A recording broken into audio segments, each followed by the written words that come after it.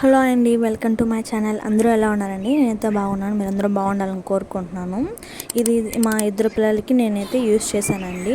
ఎటువంటి side effects అయితే రాలేదండి. మీరు ఏమైనా అనుకోబోతారు, ఇలాంటివి కూడా పోస్ట్ చేస్తారు ఏంటి అనేసి. ఇది చాలా పిల్లలకి, చిన్న పిల్లలు ఉన్న వాళ్ళు చాలా ఇంపార్టెంట్ అండి.